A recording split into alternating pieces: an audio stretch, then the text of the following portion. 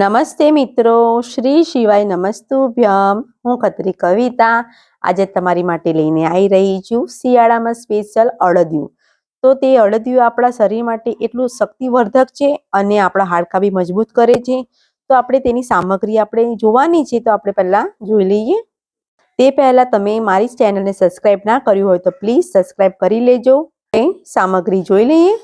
તો આપણે અડદનો લોટ લીધો છે, એનો કરકરો છે, એ 250 ગ્રામ જેટલો છે. હવે બજારમાં તમને મળી આવશે. અને આપણે થોડુંક દૂધ લેવાનું છે, વધારે નથી લેવાનું. એ ધાબો આપવા માટે છે. અને આપણે આ 100 ગ્રામ જેટલું બાવળનો ગુંદર લીધો છે. આપણે એને ક્રશ કરવાનો છે. આપણે ગોળ લીધો છે.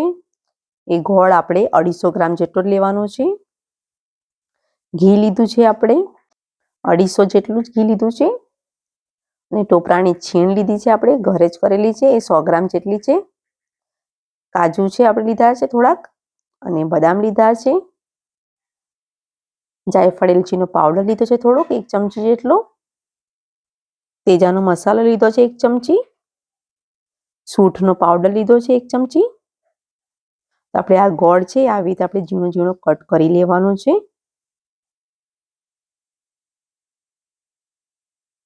એના ગાંગડા ના રહે એટલા માટે આપણે સારી રીતે ઝીણો ઝીણો કટ કરી લઈશું ચપ્પુથી.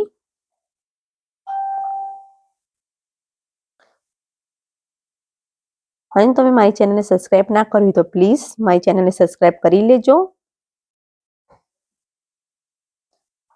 તો આવી રીતે આપણે બધો ઝીણો કટ કરી નાખેલો છે ગોળને.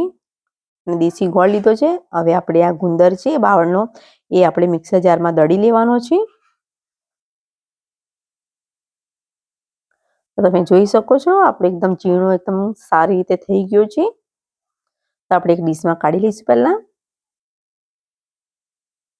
તો તાવડી મૂકી દીધી છે આપણે. એની અંદર આપણે ઘી ઉમેરી લઈશું થોડુંક પહેલા.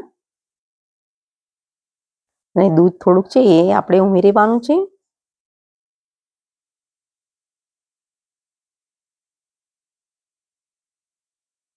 અને આપણે અડદનો જે લોટ છે કરકરો, આપણે એની અંદર બધું મિક્સ કરી નાખવાનું છે.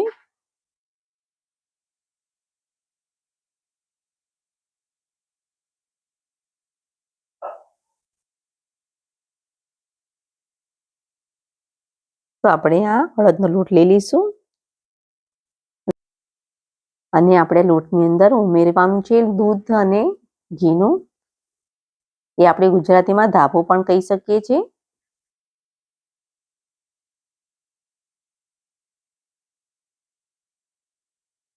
આ બધું આપણે કમ્પ્લીટ બધું મિક્સ કરી લેવાનું છે, જેથી આપણું અડદિયું સારી રીતે એકદમ કરકરું બને. તો આપણે બધું કમ્પ્લીટ મિક્સ કરી લેવાનું છે, જેથી આપણું અડદિયું સારી રીતે મસ્ત બને. તો આપણે આવી રીતે બધું કમ્પ્લીટ મિક્સ કરી લીધું છે.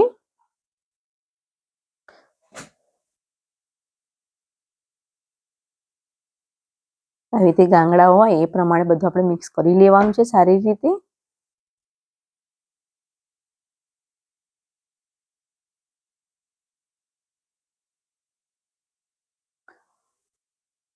તો હવે આપણું આ કમ્પ્લીટ થઈ ગયું છે બધું.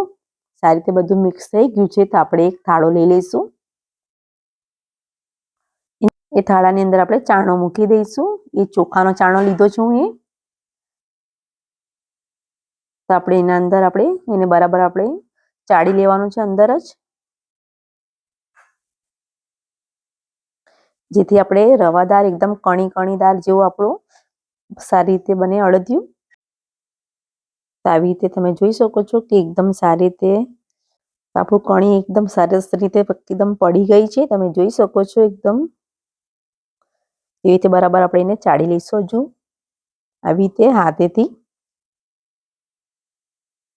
ચાણામાં બરાબર આપણે હાથ એકદમ કરીને કમ્પ્લીટ મિક્સ કરી લેવાનું છે આવી રીતે. તો તમે જોઈ શકો છો કે આપણું સારી રીતે અડદનું લોટ કમ્પ્લીટ થઈ ગયું છે.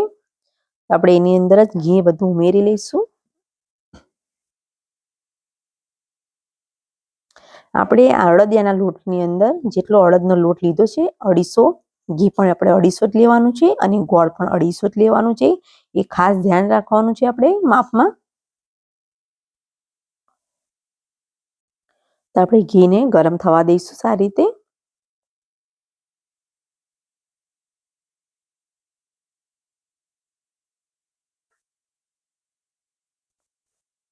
આપણે ચમચાના મદદથી આપણે સારી હલાવી લઈશું આવી રીતે.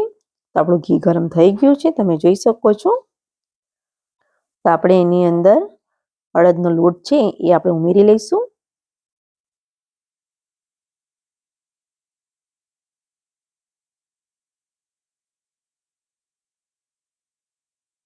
એવી રીતે આપણે બધું ઉમેરી લેવાનું છે અને એને ધીમા તાપે આપણે શેકાવા દઈશું લોટને.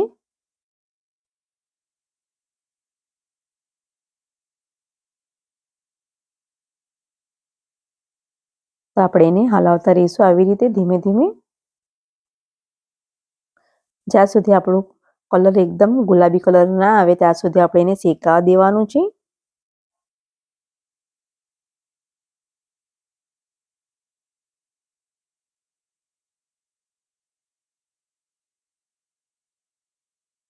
તો આપણે એવી રીતે હલાવતા જ રહીશું સારી રીતે.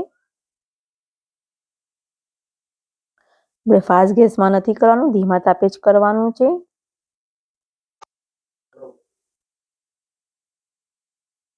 તો આવી રીતે આપણે કમ્પ્લીટ શેકાવા દઈશું આપણે બરાબર.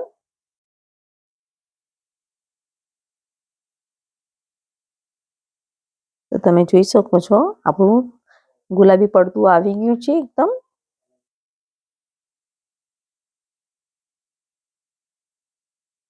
તો આપણે એના અંદર દળેલો ગુંદર છે એ ઉમેરી લઈશું અને આપણે એને હલાવવાનું છે બરાબર.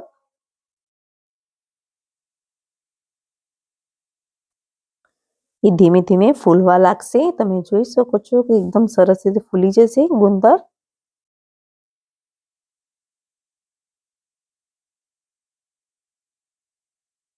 તો આપણે એને પણ ધીમા તાપે આવી રીતે હલાવતા જ રહેવાનું છે સરખું. તમે ઉપર જોઈ શકો છો ઝીણું ઝીણું એકદમ ફૂલી જાય છે એકદમ. એવી રીતે આપણું કમ્પ્લીટ થઈ ગયું છે. હવે તો આપણે ટોપરાની છીણ છે એ પણ આપણે ઉમેરી લઈશું. તો આપણે એને પણ બરાબર મિક્સ કરી લઈશું ધીમે ધીમે.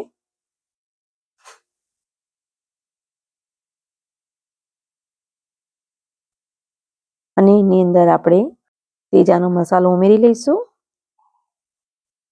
અને સૂંઠનો પાવડર એ આપણે બધું મિક્સ કરવાનું છે. જાયફળ એલચીનો પાવડર પણ આપણે મિક્સ કરી લઈશું.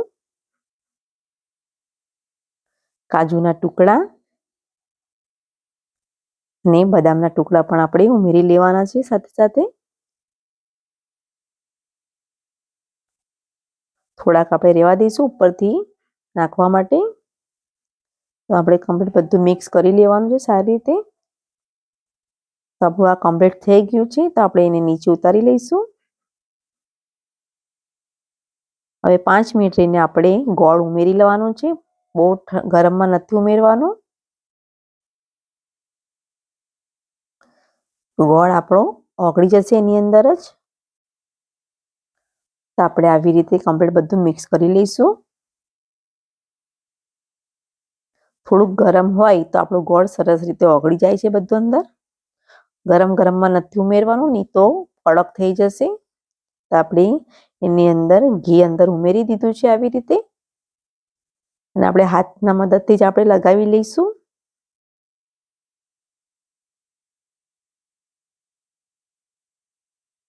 અને થાળીમાં આપણે એને પાથરી લઈશું બરાબર.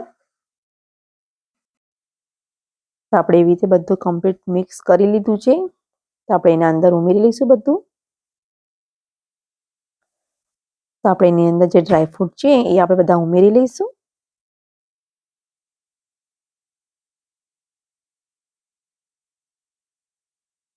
અને બદામની કતરણ પણ ઉમેરવાની છે આવી રીતે. આપણે ચમચાના મદદથી આપણે બરાબર દબાવી દઈશું. અને આપણે થોડી ખસખસ લીધી છે તે આપણે અંદર ઉમેરવાની છે ઉપરથી.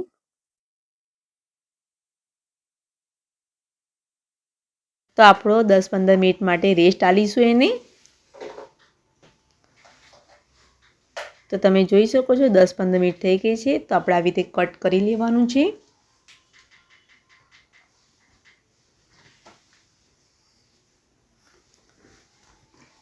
તેવી રીતે આપણે બધું કટ કરી લઈશું સારી રીતે.